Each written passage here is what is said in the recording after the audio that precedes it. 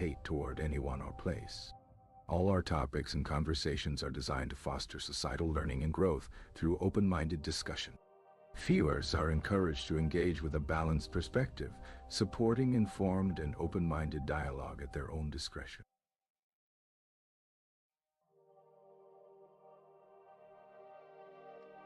Lexshow Daily Rants.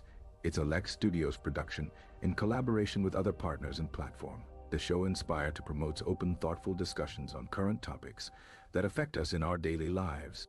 We maintain a zero-tolerance policy for discrimination, racism, bigotry, or emotional manipulation.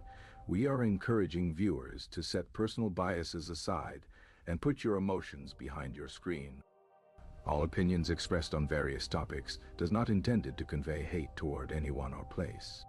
All our topics and conversations are designed to foster societal learning and growth through open-minded discussion. Viewers are encouraged to engage with a balanced perspective, supporting informed and open-minded dialogue at their own discretion.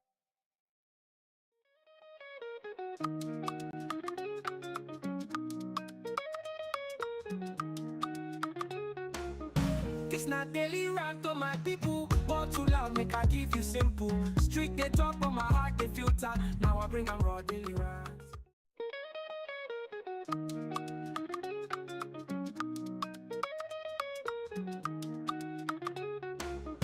It's not daily rant on my people. Ball too loud, make I give you simple. Street they talk, but my heart they filter. Now I bring 'em raw daily rants. Hi viewers, welcome to another episode of your Daily Rant. I'm your host. You know my name by now. It's Lex. Alright. This week has been a very interesting week, I'm not gonna lie. There's a lot of things happening in the world. And I'm beginning to sound like a prophet now. I'm just saying. I'm not a kind of prophet. It's just when you open your eyes a little bit, you get to look at things from a different perspective that you refuse yourself to look at, because it's too difficult for you to comprehend that there's a realistic chance that maybe everything that I think about, that I know about, maybe might be wrong. You never know. So let's move on. Initially, I planned completely something different entirely for tonight. I was going to talk about actually from yesterday. So I'm streaming all the way from Australia. So if you don't know, well, now you know. The funniest thing is that everything I had in mind, I had to put it aside because I just deliberately didn't want to. I didn't want to. Then I said, you know what, finally, I'm just going to chime in a little bit and talk about this for a second. It's just to give a whole different perspective about, what happened to this man. I don't want to talk about it. I swear to God, I'm not looking here looking for clout. I don't care. Yeah, if you know me, I actually thought about it today that I was going to create a whole different channel for news and whatever it is. I'll do that later. But I just want to talk about this from a place of humanity. First of all, a lot of people, I was on a friend's live stream last night, and they were talking about what really happened to this guy get popped in the middle of the street. I don't want to make him the conversation because it's not fair. I don't think I want to look for clout in the measure of another person being on alive. But there's only one person that I do respect his opinion, that I really want to hear his perspective. So I went to find a video of this man, talk about what really happened to him. Let me show you. I don't want to waste too much of your time at all today. Let me get that screen for you. You know the story already, okay? I don't need to tell you. I don't know this guy, this Kirk, Charlie Kirk or whatever his name is. I don't know him. But what happened to him in the broad daylight, I don't think it's fair. That's just my humble opinion. He can be the most deplicable human being in this world, but doesn't mean it needs to be like that. And that's what I'm saying. Look, you have the right to have an opinion. They're getting on the live for it, and people celebrating, people getting on the live. For me, I don't think it's fair. You don't have to like the guy. You don't listen to him. Okay? Don't listen to him. Don't let him influence you so much to the point that the only way you can switch off his voice in your head is for you seeing him getting popped and celebrating it. And I keep saying this man anytime, regardless if you're left, you're right, you're middle, you're center, it doesn't matter what it is. You have to look at things from a place of a human being. A lot of people start sharing some videos with me. Oh, he said this about black people. He said this about, Africans are dumb and this and that.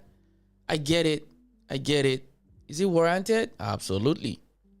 You can despise him all you want. But the thing is that, where are we going? Because getting on a life now it's nothing anymore. It's like it's expected. So as long as you don't like someone, the only thing you can do is basically, see them getting on a life. You understand? And it's crazy that we've reduced to this part in our world.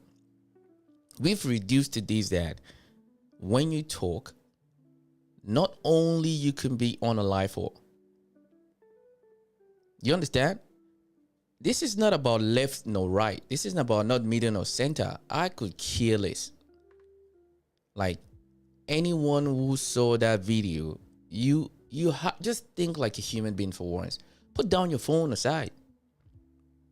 That is all I've talked about yesterday. Just put your phone aside.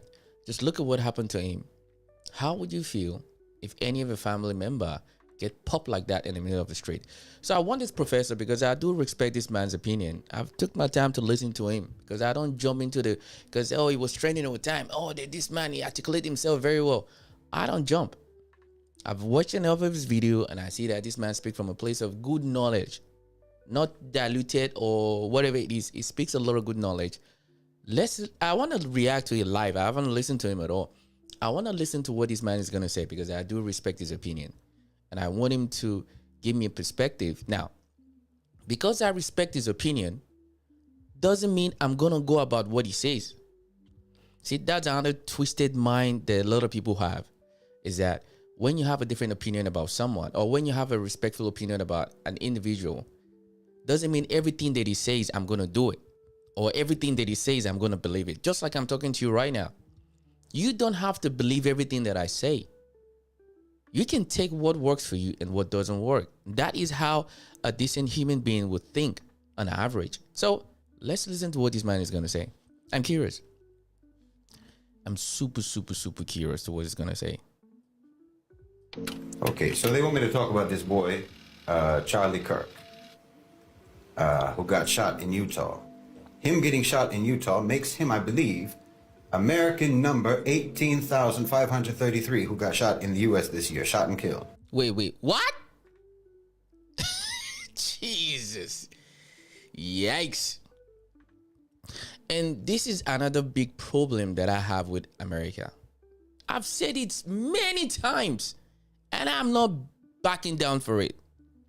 Until the society there really understand that walking around, having a pew around you, having a gun around you, it is not some glorifying right that you need to walk around with.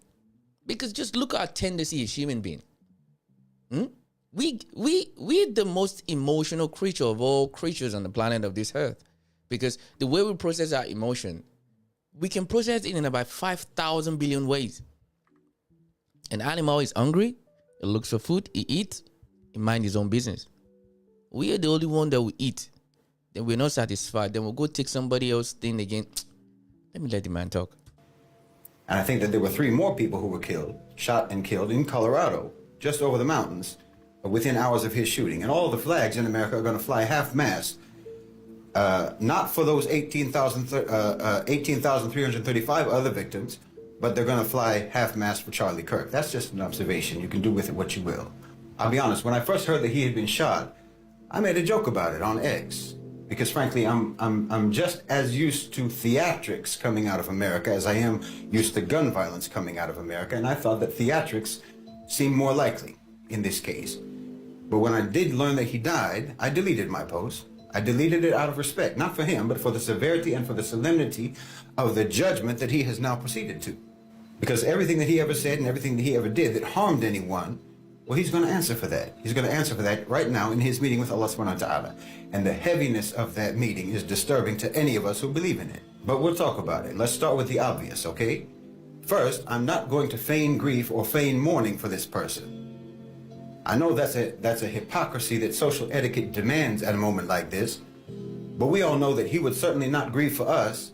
He certainly would not mourn for us, just as he never grieved and he never mourned for the wanton slaughter of the Palestinians in Gaza. He never grieved for that.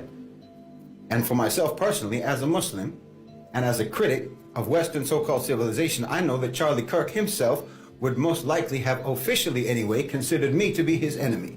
And as far as I'm concerned, any man whose enemy mourns him when he dies, well, he wasn't doing his job. And I don't think it can be said about Charlie Kirk that he didn't do his job, which is to say that he never did anything and he never said anything in his public life that would make me mourn his passing, just as I hope that I will never say or do anything in my public life that would make my enemies grieve for my passing. They should be happy when I die. Enemies are disturbed by each other's presence, not by each other's absence. But let me also be crystal clear about this. It doesn't make me happy either. I neither mourn nor celebrate. Neither of those reactions is appropriate, in my opinion. Whoever pulled that trigger didn't do it for me and they didn't do it for you. I don't even see them as being on two different sides. They didn't silence Charlie Kirk, they amplified Charlie Kirk. The power structure never cared about that boy. They used him. And he's more useful to them now than he was the day before. He's more useful to them dead than he was alive. Listen, you don't defeat someone like this, someone like a Charlie Kirk, a tool like him, by letting that tool mold you into exactly what they want you to be. That killer didn't deliver justice. If you think they did, he didn't. He delivered to the power structure an even more enhanced weapon. He made a mediocre, but dangerous and polarizing figure, Charlie Kirk, into now an impeachable icon for the very fan base that he most likely despises. And he made criticism of Charlie Kirk's ideas. Now it's disrespect for the dead. This is not resistance. This is a gift. This is a gift to the very security state that he probably thought he was attacking. No, it's stupidity. Or maybe, as the conspiracy theories are already speculating, what actually happened was just a purge of an expendable asset to create a more powerful symbol. Well, they'll use his death. Oh, how they will use it. They will use his death to paint every dissenting voice, every cry for a more just world. They'll paint it with the same bloody brush. They're going to use his death to avoid once again ever having to look in the mirror. They're going to hold Charlie Kirk's body up as a shield against any examination of the society that created him. And the society that created his killer. The society that they made and that they rule, and you didn't do anything now but strengthen their hold on that society. They're going to use his corpse as a pulpit to preach from. And you just validated all the lies that they're going to be preaching. Yep. You understand me? Because listen, the truth is the Charlie Kirks of the world are not the enemy. The enemy is the society, it's the system, it's the power structure, it's the so-called civilization that creates boys like Charlie Kirk. I call him a boy because that's what he is to me. I'm 54 years old. That's what he is to me, or that's what he was. And also because he presented a childish, simplistic cartoon portrait of America that only a young boy could ever believe in. He presented an America without complexity, without guilt, without the burden of their terrible history. Well, that's a seductive product. And America has always been an eager market for that sort of a product. He existed because of supply and demand. You demand and the power structure supplies. The killer and the killed are the products of the same sick society. Kirk and his killer, and the other 18,535 victims and their killers. And wallahi, if you don't clock this reality, if you don't understand this reality, and if you let yourself get swept up in all the narratives and all the counter-narratives, then you might just end up being like one of them. On one side or the other side of that gun.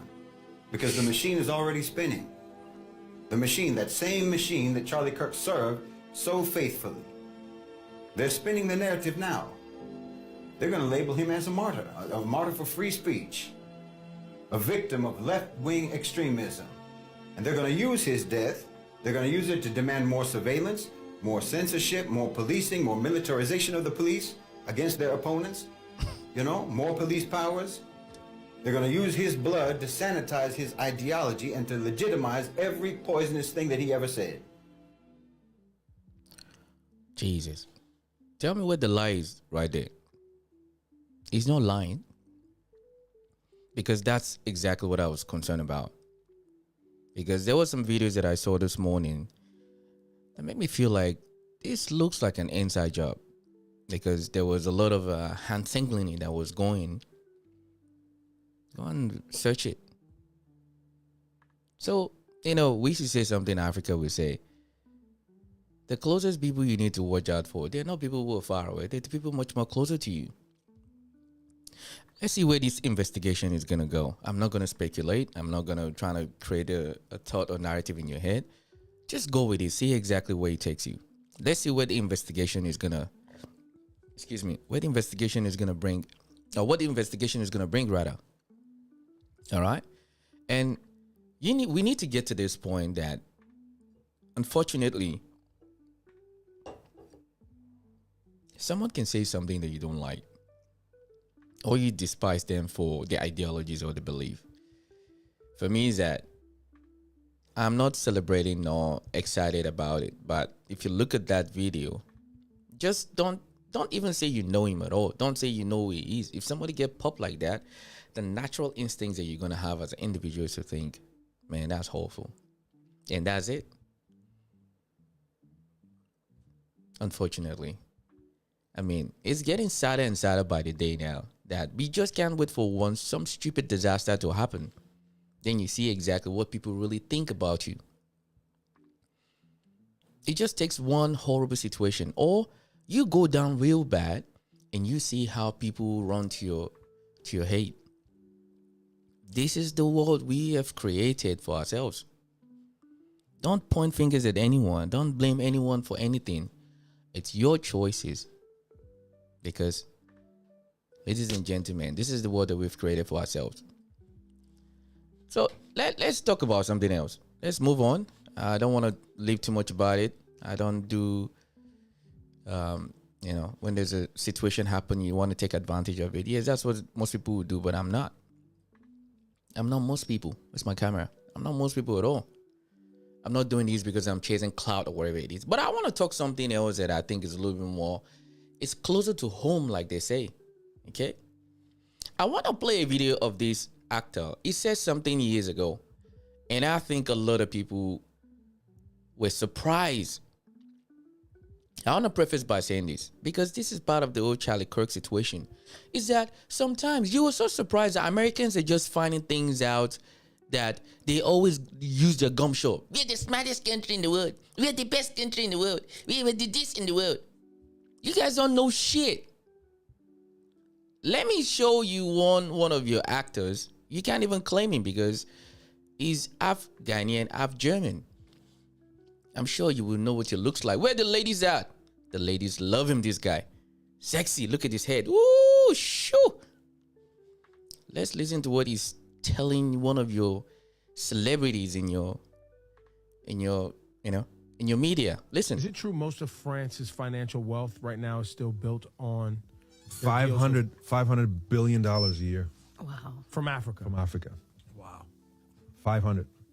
That's a lot And of is money. it true that the deals are such that an African nation that has this deal with France cannot do business around the world with their natural resources without the first right of refusal with First France? right of refusal is in And they can France's still hand. tell them no.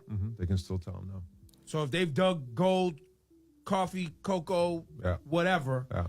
they go to France like, hey, you guys want this? And they say, nah. And they say, okay, we're going to sell it over here. France can still say, nah, you can't do that. That's so insane. And all those nations still run on the French franc, which is also hilarious because even France has Goes the on the euro. euro. Exactly.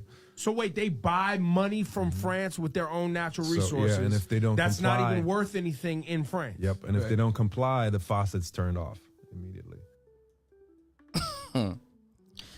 So, you'll be surprised that France is in turmoil right now. Let me give you a backup video to let you understand why what he said is surprising. For Americans, we don't know.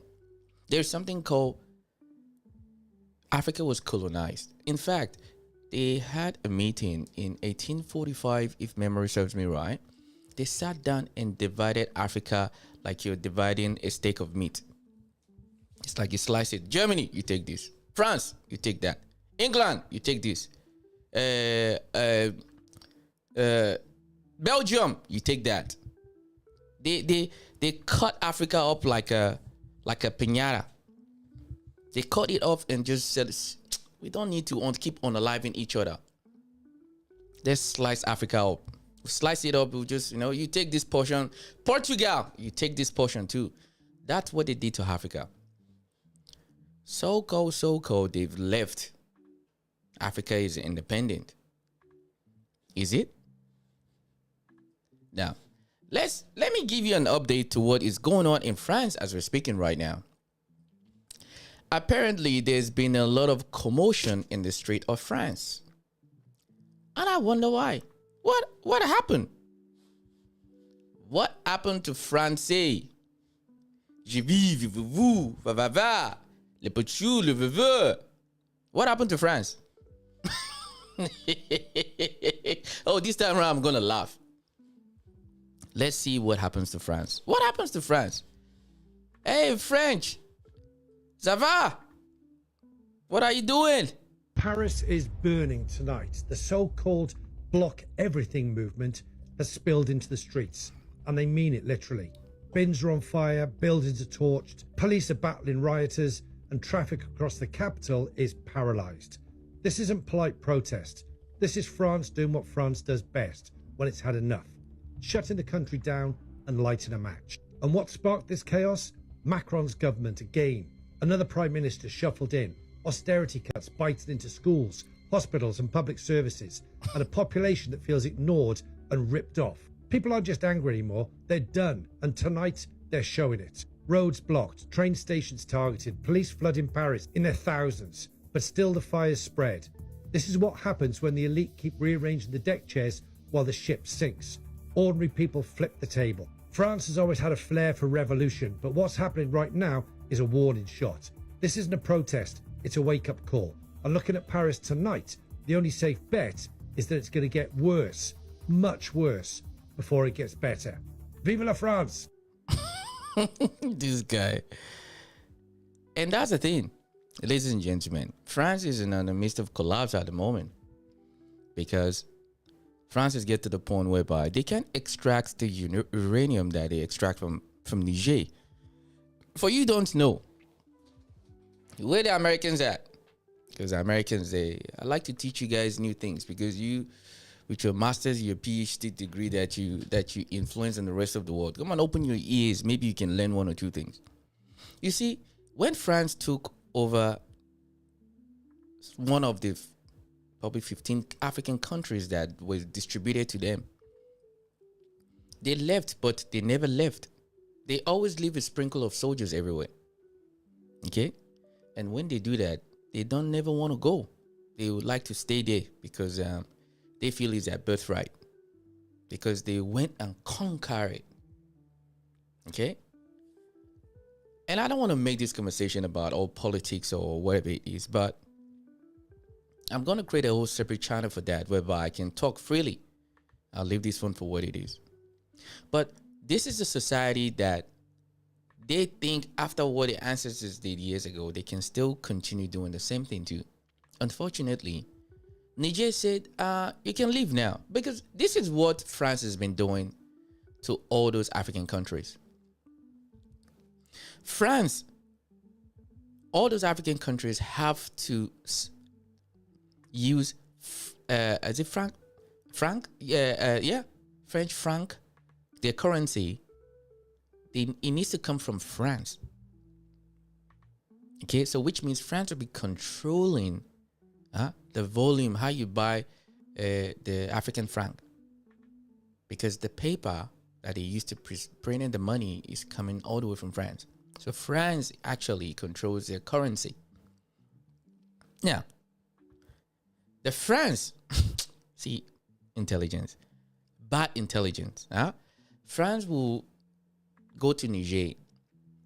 Niger is giving France over 60% of the uranium that they use to turn on the electricity, because with that 60% uranium coming from Niger, France wouldn't even have electricity. Or if they want to, they have to go to countries like Russia and other countries who have good natural resources to partnership with them. But since they're getting it from Africa at, let me tell you the price.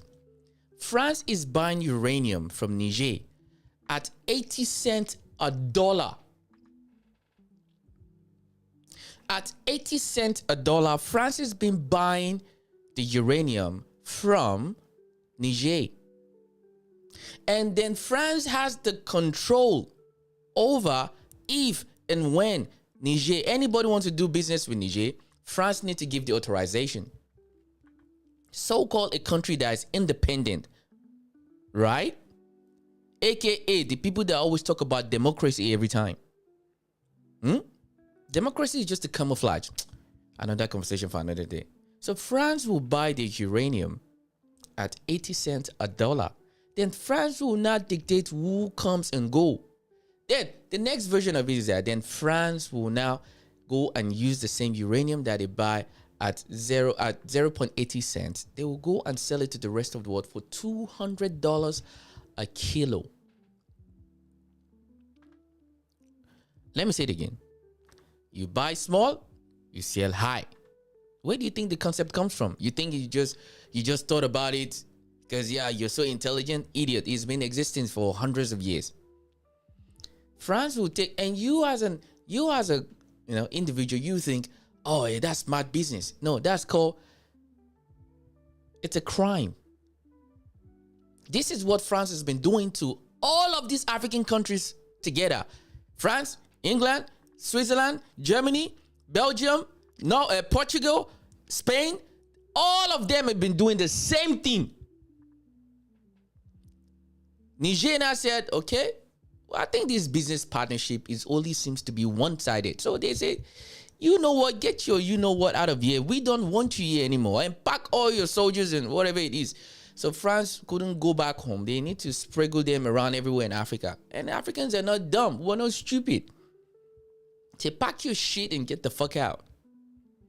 Now, France is on turmoil now. Do you understand the African countries that your president, Donald Trump, called a shithole?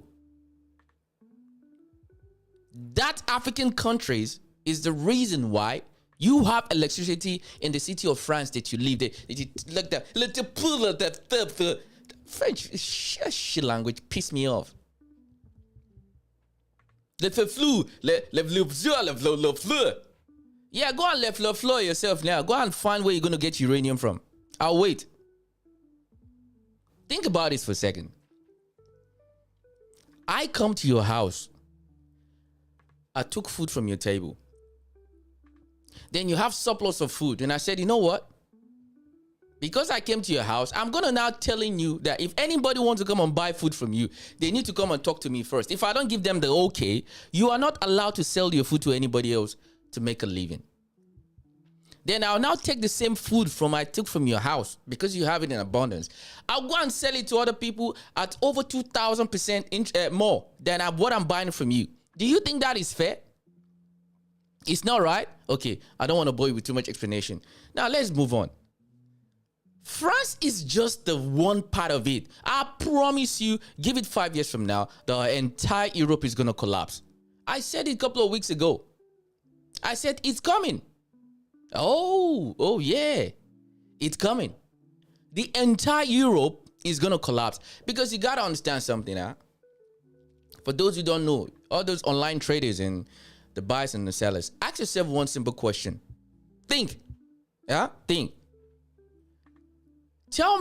Give me the list of all the countries that is a country that is producing things that the rest of the world really wants and need. I'll wait. If your country doesn't produce something for the rest of the world to want to need and buy, I give you economy 5 years from now. Because this is another thing again. What is the fastest growing companies in the world? Is it Nvidia, that one with the the software and hardware for all these computer, whatever. So is it computer that people will eat in their mouth? There's 3 basic things that it still makes money till today. If you want to get the game, this is what makes money.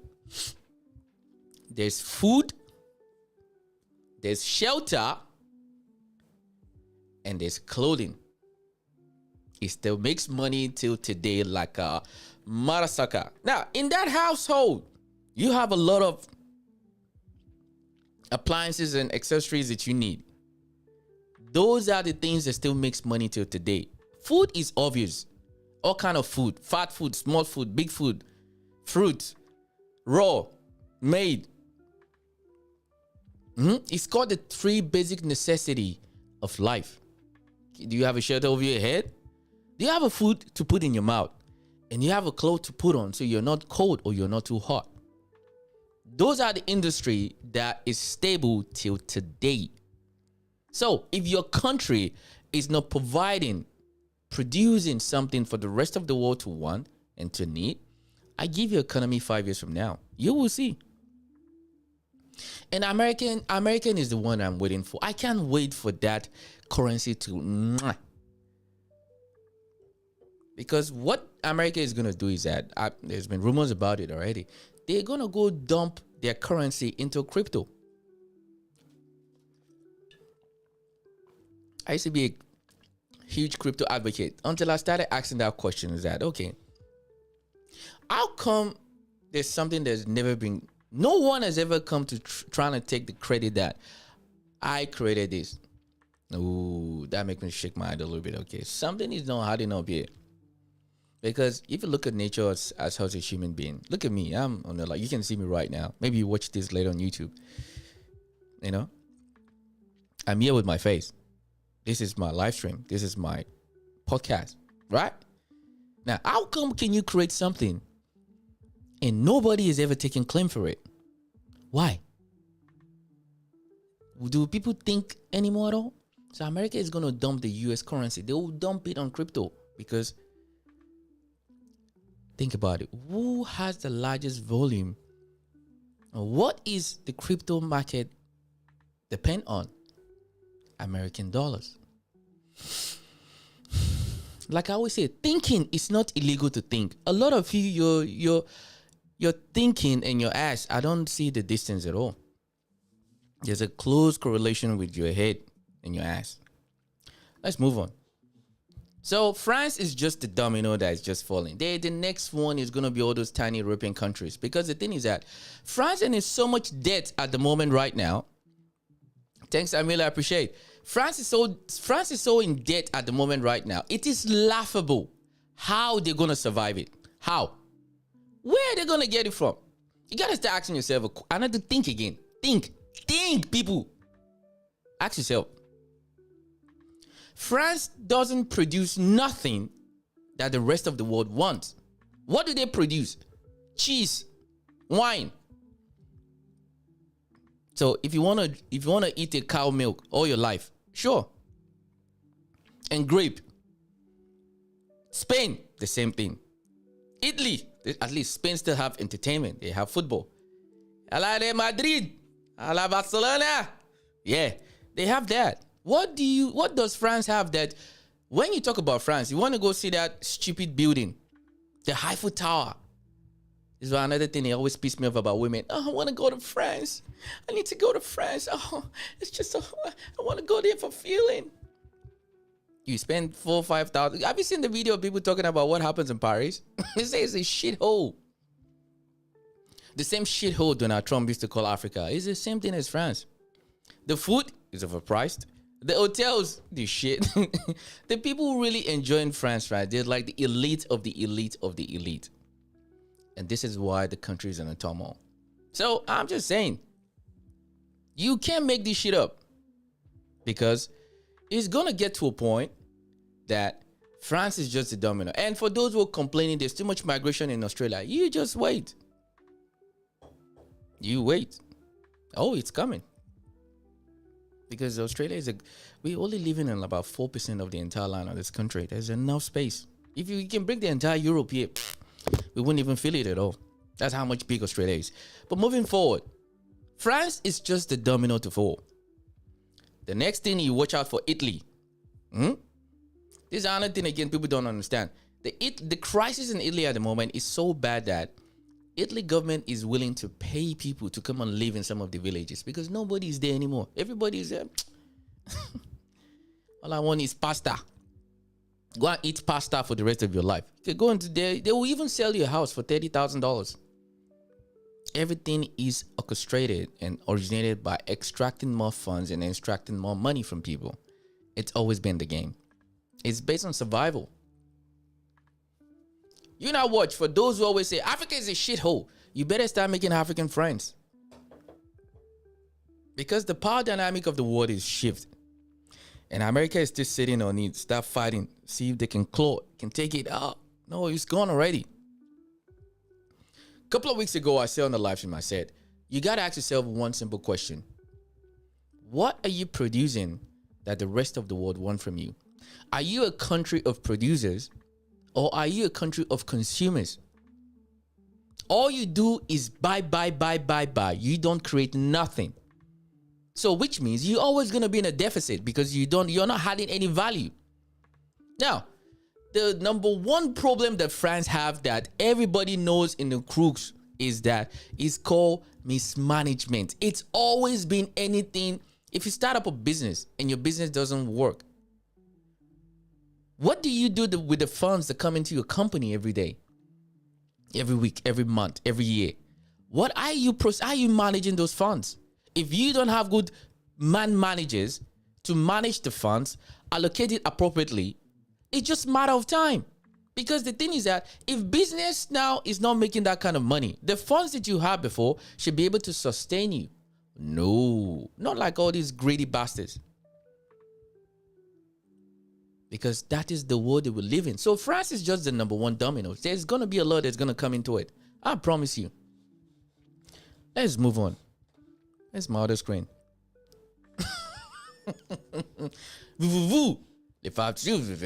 Yeah, France, don't worry. You're a shithole country too. Yeah. And another most annoying part is that these are the same people who will turn around. They will tell you that we're very civilized. We're civilized people. Civilize my ass. All right. This is another video that I actually I think I put this on a couple of weeks ago that I want to talk about it. And this one is the game. Where's my Caucasian brothers and sisters? Come here. I have something to show you that a lot of the time you guys don't want to acknowledge. But when you do acknowledge it, it seems to be kind of too late. So this is the things that you guys do. Let me show you. Let me bring this lady up. And all these videos I'm showing right now, please, I know you can see their names on the TikTok. Please go and give them a follow, subscribe to them, support them, all right? That's how I like to do it. Please give them follow, give them subscribe, and follow them. Share the love, please. Do that. All the videos I'm showing here, they're all from TikTok. Please go and support them, please. All right? Now, so living home at 18, let's see what she's going to say. I don't know what she's going to say yet.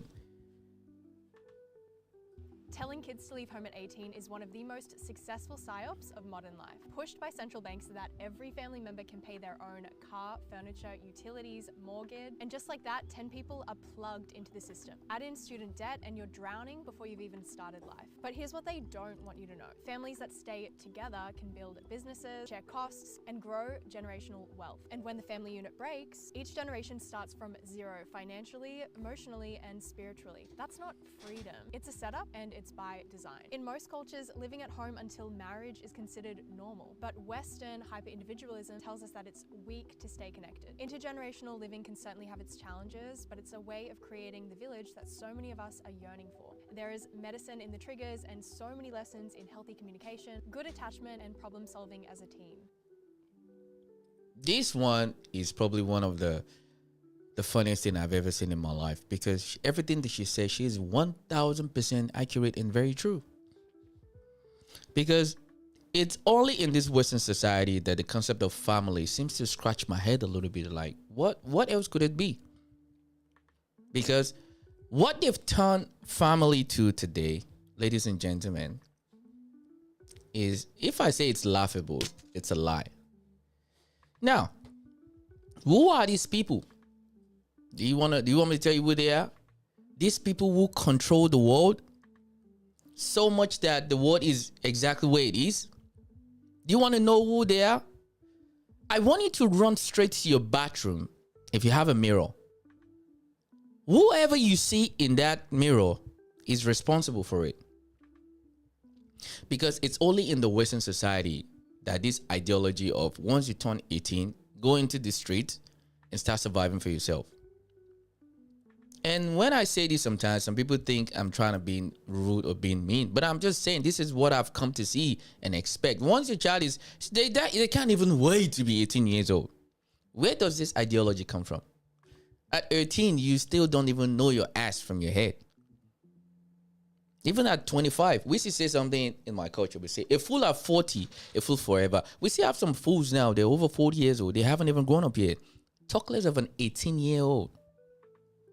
Now, the concept of family is so... In fact, when you use the word family, people just roll their... Here goes another podcaster again talking about shit. Yes, family. Life is always been about family. You heard what she said? She said about building generational wealth. When we talk about... This is how... It's so clever. This is what they've done. They've made you feel like you're better off by yourself because you should be able to make your own choices and make your own decision. Because why should I need your opinion, even though you're my parent, for me to decide what I need to do with my life? I'm old enough to grow enough to know that this is the choices I want to make. And for those who always bash people from the Asian community, like the Indians and Chinese and Africans, their parents always demand, you have to be a doctor, you have to be a nurse, you have to be a this. Oh, we are. Then they will grow up now today. You see them online, they're crying. Oh, there was so much stress on me that I have to be educated. I have to be this. Oh, yeah, my parents are so hard on me. So, your parents are so hard on you that you finished with honors, degrees, PhDs. You're valuable people in the society, but you're still whinging and bitching about how tough it is for you. And this is why this generation is so soft. We have a generation of softies. People who can't go hungry for 24 hours, they will go online, start screaming, oh, mental health. Oh, my mental health. My mental health. Life is so hard. Ladies and gentlemen, I was guilty of this too. Because I left home before I was even 18. Because I chased my dream of becoming a professional athlete. And guess what? What the world taught me, because I thought I was going to someone that was actually going to take care of me. But when I got there, I found out that I actually need to take care of myself at the age of 17. 15, 16. Sorry. Yeah. So, talking about a boy or girl here in the Western world, that you need to provide for yourself at 18. You're not even developed yet. But it gets glorified. People glorify it here like when I turn 18, I'm going to go to my club. Boom. Right there, you make your first mistakes in your life. Because this is what they've turned family unit to. Okay? It's money. Ladies and gentlemen, it's always been about money. Huh? You've been told that there's no benefit in you getting married because you're better off doing things alone. Do you want to pay 50% of your bills or you want to pay 100% of your bills? They've convinced people that it's better for you to do everything by yourself. Okay? They've triggered every emotional, psychological thing they can do to make you feel like you're better off by yourself rather than having someone in your life. This is what they've systematically done. And a lot of people have chewed on it and bought on it. And a lot of people have stayed in this mindset and they haven't changed till today. Who has this affected the most? It's affected both men and women. Young and old, adults and little babies. It's get to the point now that the population of the world is declining every day because of this ideology. Once you turn 18, you need to go on to the life and start suffering, organizing for yourself. Why? Because they want to make money. Okay? Because once they can isolate you, they can give you all these other things. Because those 3 things that you need for you to live a proper life it's gonna come at your own cost of yourself, because they're gonna push you into the work culture, the system whereby you're gonna make money. And who are the people who are making money from your other people's misery? It's people that look like me and you. It's not some alien. It's you and me. Because the same people who buy shares in all those big corporations because they're looking to survive. No, like I say, a snake bit his own tail is what we do every day.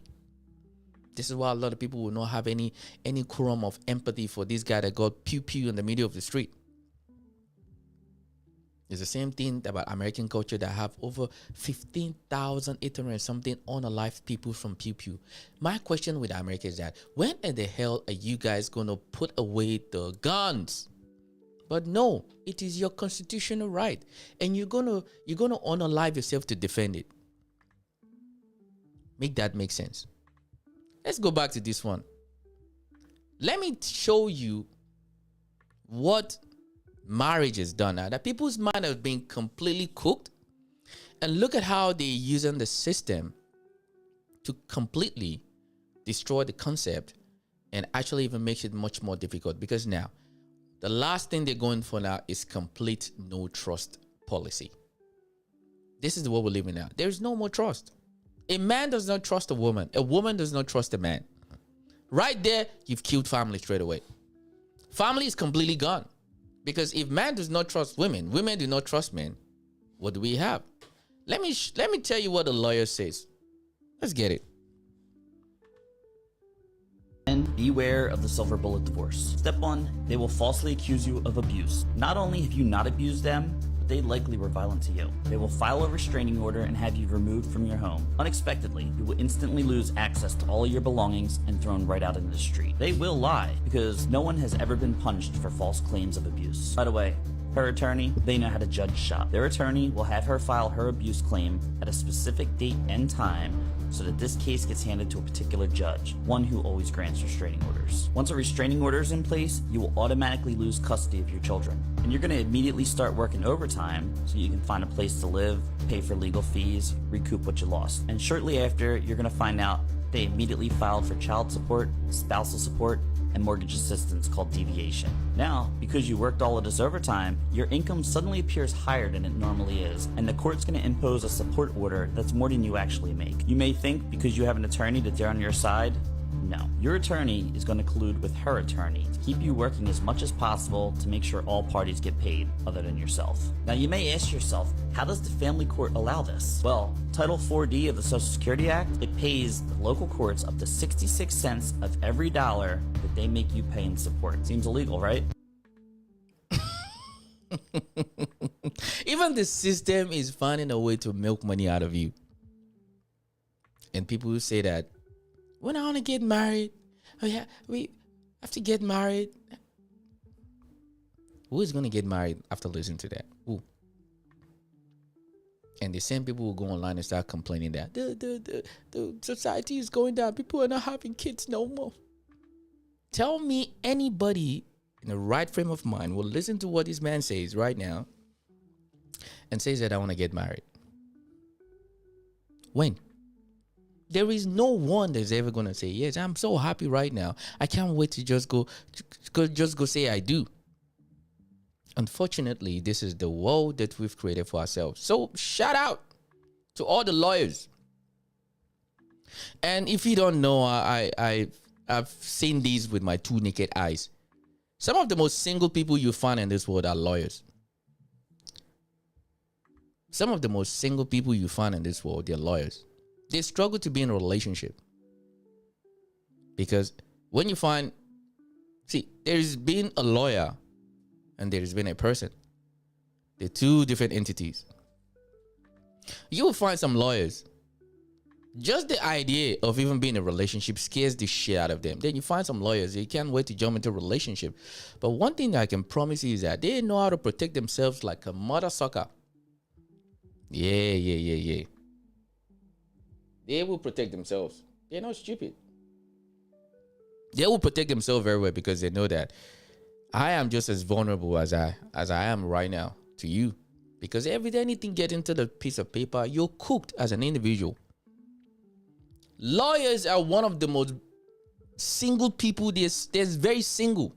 If you've any lawyer that you find, ask them point blank. I can promise you, if I'm lying, put it in the comment section. Lawyers are some of the most single people in this entire world. They hardly get married. They don't. They usually be in a relationship. It takes them a while. Some of them will finally give in. But that marriage, I promise you, you're going to sign all kind of document. I promise you. Because well, they understand it. I've said many times, lawyers are the #1 liars in this world. It's only a lawyer that will see something that was factually true. They will spin it to be a lie. They will find the words mumbo jumbo out of a text that was written 5,000 years ago. They will find those words to justify why they're going to spin a lie into a truth. They will spin a truth into a lie. This is why lawyers have trust issues. Go any lawyers that you find, they have trust issues. If you think I'm lying, go and check it out. Find me a lawyer that doesn't have trust issues.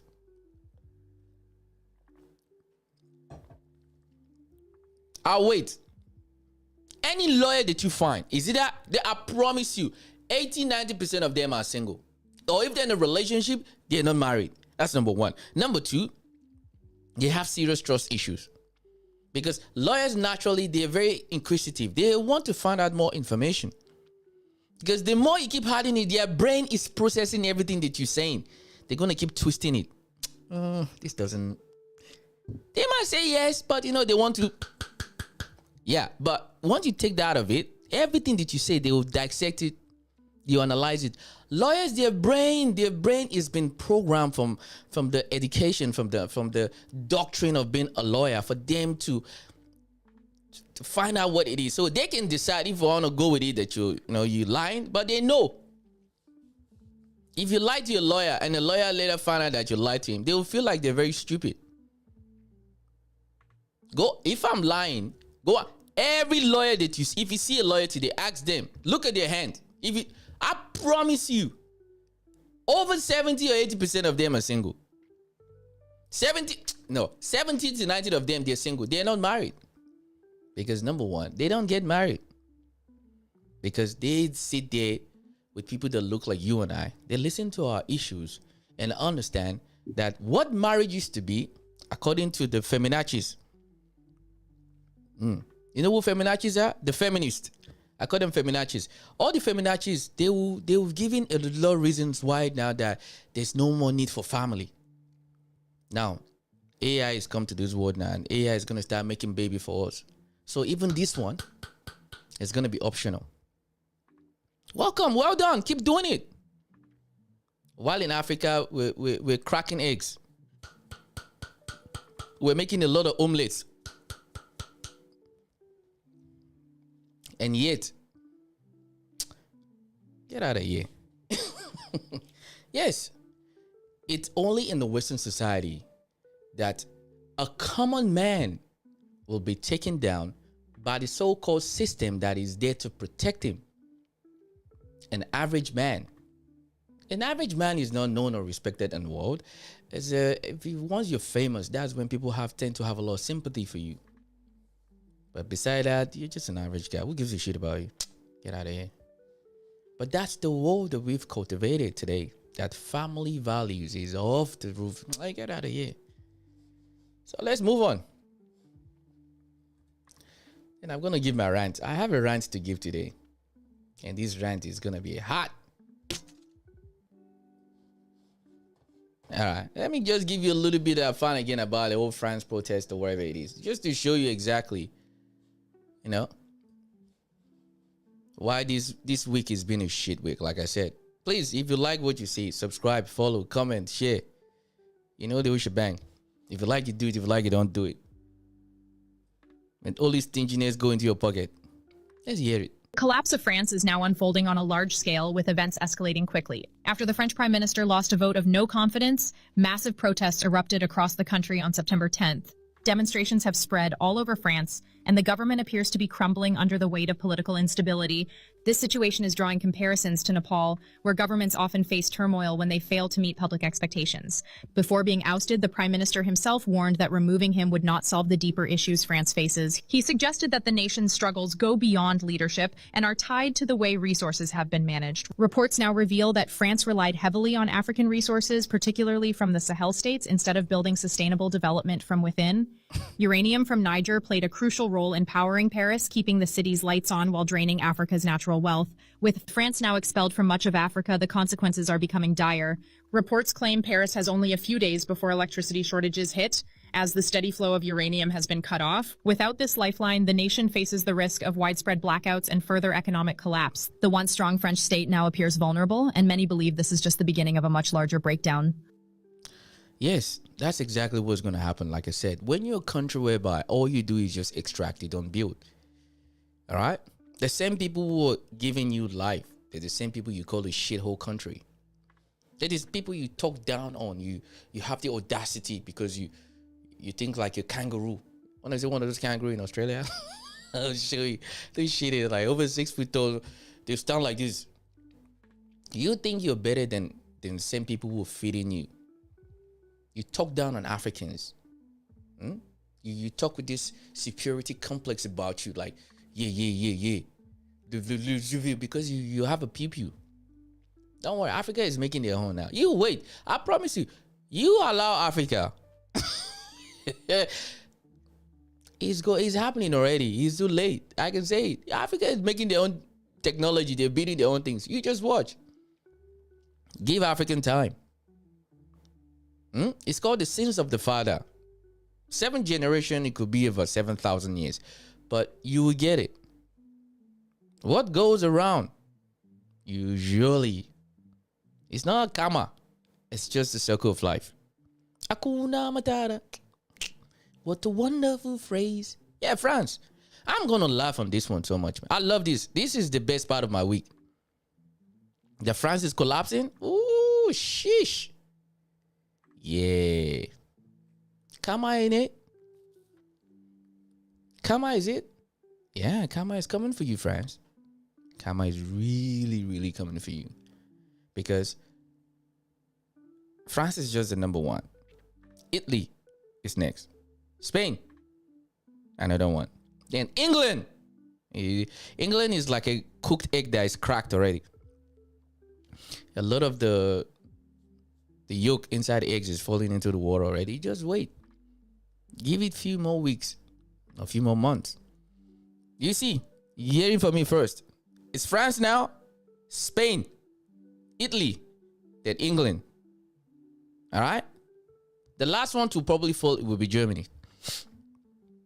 I said it here first. All right, let's move on. I just want to throw that one a little bit into it before I go on my real rant. And this one is gonna trigger a lot of people. And I personally don't care. Give my camera. Let me speak to the camera.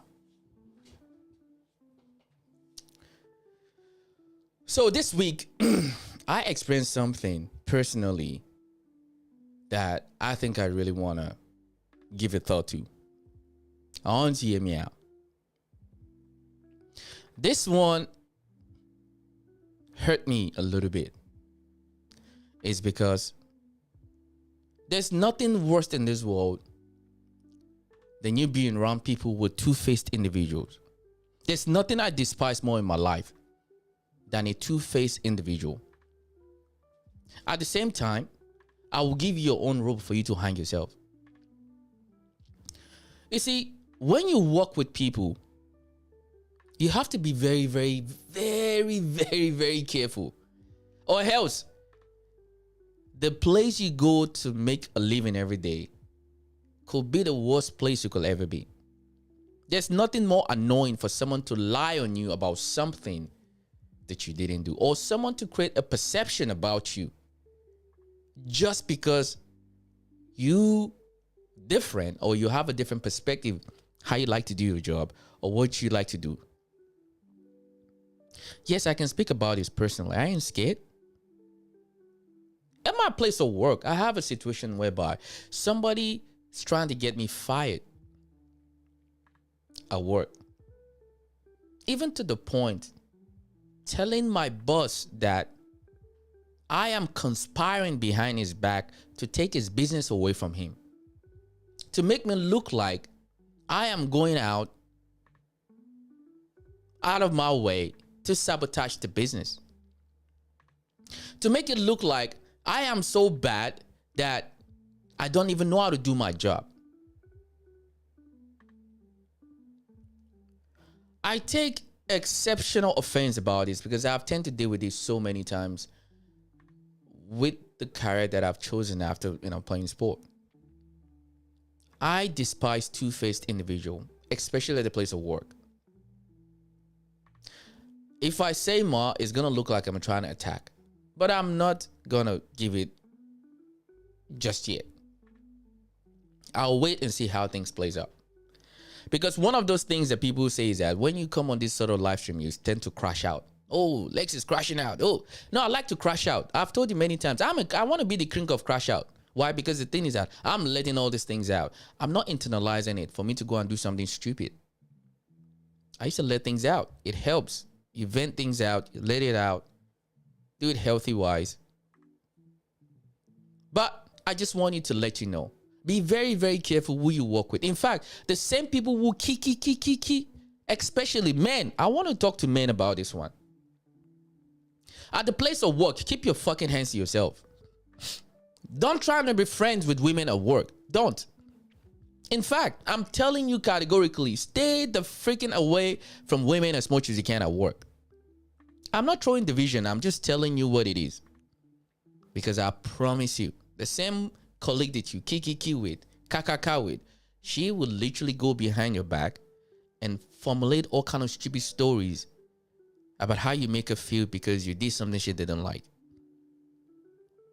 Listen, you don't know until it happens to you. Then that's when you really feel it, because your foot will be burning underneath your leg. And there's a lot of things you want to say, but you can't say, because anything you say you do at the place of work will be used against you like a court of law. Imagine you going to work, trying to do your job, but there's somebody who's trying to make your life a living hell. This is what people do. So, food for thought, fellas. Be very, very careful at your place of work, the sort of people you engage with, and how you let them be part of your life. Be extremely careful. Don't trust, especially when you be around women. Be very, very, very careful. Watch what you say. Watch where you put your hands. Watch how you interact with them. Keep it extremely 100,000% professional. Anything after that, you could lose your job, especially if you're working in a corporate environment. Oh, bro, I'm telling you, I know you want to see that ass. Ooh, shit, that ass is good. Look at that, it's fine. Ooh, you imagine things in your head. Don't do it. If you want to keep your roof over your head, if you want to pay your bills, I promise you, keep your imagination to yourself. Be extremely very careful. The ones that you seem to have the best rapport with at work, they're the ones you need to be the most careful about. Because if anything happens outside work, touche. But during work, keep your motherfucking hands to yourself and stay the fuck away as much as you can. Excuse me, I'm swearing right now. Man, there's a lot I want to say, man. I just can't say it. I'll just leave it at that. Fellas, be careful. Especially you as a guy. You're guilty until proven innocent. I'm sorry, ladies. I'm not trying to attack you. I'm just calling it like it is. Because one of the worst things you can experience as a man, and especially as a black man, is for a white woman to say that you touched her inappropriately at work. You're cooked. Because they don't really understand how significant, how powerful that is. So fellas, be very, very careful. Be extremely very careful. Please, keep your hands to yourself and watch out. Because one of the worst things you want to experience as a man is when somebody accuses you of something you didn't do. There's nothing more hurtful, more painful than that. Well, that's all I have for you tonight, or this morning, this afternoon in Australia. If you like this show, please subscribe, comment, share the link with your friends and family. I need to go talk to my other crew. I'll see you in the next one. Do me a favor, please.